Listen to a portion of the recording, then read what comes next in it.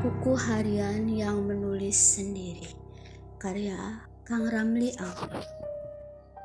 Sebelum saya mulai bercerita, matikan lampu di kamarmu, kecilkan suara di sekitarmu. Kalau kamu masih bisa bertahan dalam gelap, cerita ini memang sedang menunggumu. Aku masih ingat hari itu dengan jelas ketika hujan deras mengguyur kota kecil kami, membuat jalanan berubah menjadi sungai lumpur. Namaku Rina, seorang guru sekolah dasar berusia 28 tahun yang tinggal sendirian di rumah tua peninggalan kakek. Rumah itu sudah usang, penuh dengan barang-barang lama yang tak pernah kubuang. Pada sore itu, aku memutuskan untuk membersihkan area loteng yang sudah bertahun-tahun tak tersentuh. Debu tebal menyelimuti segalanya, dan cahaya lampu senter ponsel sedang menari-nari di antara tumpukan kotak kardus dan furniture rusak. Saat aku menggeser sebuah lemari kayu tua, sesuatu jatuh dengan suara pelan. Sebuah buku kecil berwarna hitam dan berdebu, dengan kulit yang retak karena dimakan usia. Buku itu tampaknya seperti buku harian. Aku mengambilnya dan membersihkan debu dari sampulnya. Di buku itu tidak tertera nama pemiliknya, hanya coretan sederhana di sampul, catatan harian. Rasa penasaran mendorongku untuk membuka buku itu. Halaman pertama bertanggal 1950-an, tulisan tangan yang sudah mulai pudar. Hari ini, aku melihat mimpi buruk lagi. Rumah ini menyimpan banyak rahasia. Aku tersenyum dan aku mengira ini milik nenek atau salah satu saudara dari kakek. Aku membawanya turun ke kamar tidur, berniat untuk membaca isi bukunya nanti malam sebagai hiburan. Malam itu, setelah mandi dan menyeduh teh panas, aku duduk di tempat tidur dengan buku itu. Halamannya sudah rapuh, baunya seperti kertas lama yang lembab. Aku memulai membaca dari halaman pertama, 12 Maret 1952. Aku merasa ada yang sedang mengawasi.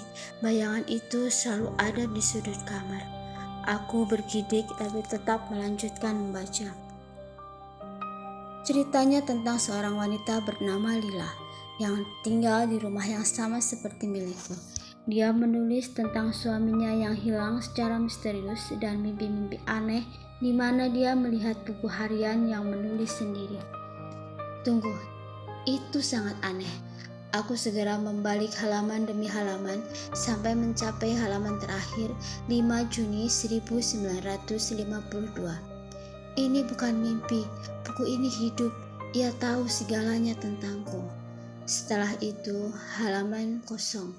Aku menutup buku dan merasa sedikit gelisah, tapi meyakinkan diri bahwa ini hanya cerita lama. Aku meletakkannya di meja samping tempat tidur dan tidur. Pagi berikutnya, aku bangun dengan perasaan aneh. Semalam aku bermimpi. Aku melihat buku itu terbuka dengan sendirinya dan tinta muncul sendiri di halaman. Aku menggelengkan kepala, mengambil buku itu dan memeriksanya lagi. Saat itu membukanya, jantungku berdegup kencang. Ada halaman baru bertanggal kemarin. Tulisannya mirip dengan yang lama dan tintanya masih basah. Rina menemukanku di loteng. Dia tidak tahu apa yang terjadi. Bagaimana bisa?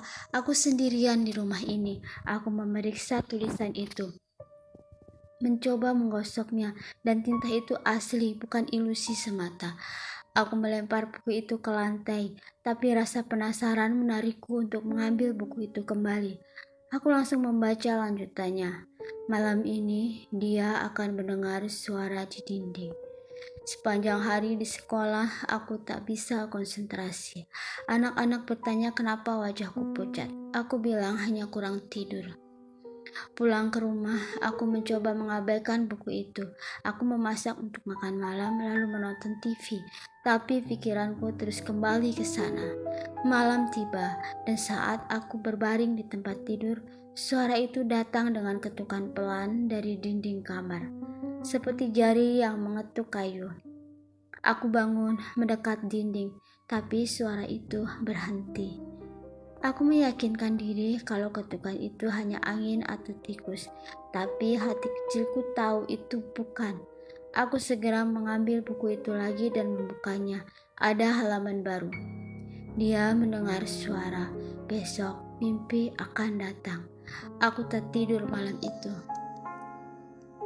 Pagi harinya, aku memutuskan untuk mencari tahu lebih lanjut. Aku pergi ke perpustakaan kota setelah sekolah, mencari sejarah rumahku. Ternyata rumah ini pernah dimiliki oleh pasangan Lila dan suaminya, seorang penulis bernama Arif. Arif hilang pada tahun 1952. Arif diduga bunuh diri, tapi jasadnya tak pernah ditemukan. Lila meninggal tak lama setelah itu, katanya karena gila. Aku pulang dengan gemetar, membuka buku lagi. Halaman baru telah muncul. Rina mencari tahu. Dia semakin dekat dengan kebenaran. Malam itu mimpi datang seperti yang diprediksi. Aku melihat Lila di rumah ini, menulis di buku harian, tapi tangannya bukan miliknya. Sebuah tangan tak terlihat yang memegang pena. Aku terbangun berteriak, keringat dingin membasahi tubuh. Aku meraih buku itu, membalik ke halaman terbaru. Mimpi itu nyata, Arif masih ada di sini. Arif, suami Lila. Aku mulai curiga kalau buku ini terhubung dengan roh atau sesuatu yang supranatural. Aku mencoba membakarnya di dapur, tapi api tak mau menyala di sekitarnya. Aku melemparnya ke tong sampah di luar rumah, tapi pagi berikutnya buku itu kembali ke meja di samping tempat tidurku. Dengan halaman baru, kau tak bisa membuangku. Aku bagian dari rumah ini. Aku panik, aku segera menelpon sahabatku yang bernama Tia dan menceritakan semuanya. Tia akhirnya datang ke rumah. Saat kami membuka buku bersama, halaman baru muncul di depan mata kami. Tia datang. Dia tak percaya, tapi dia akan melihatnya.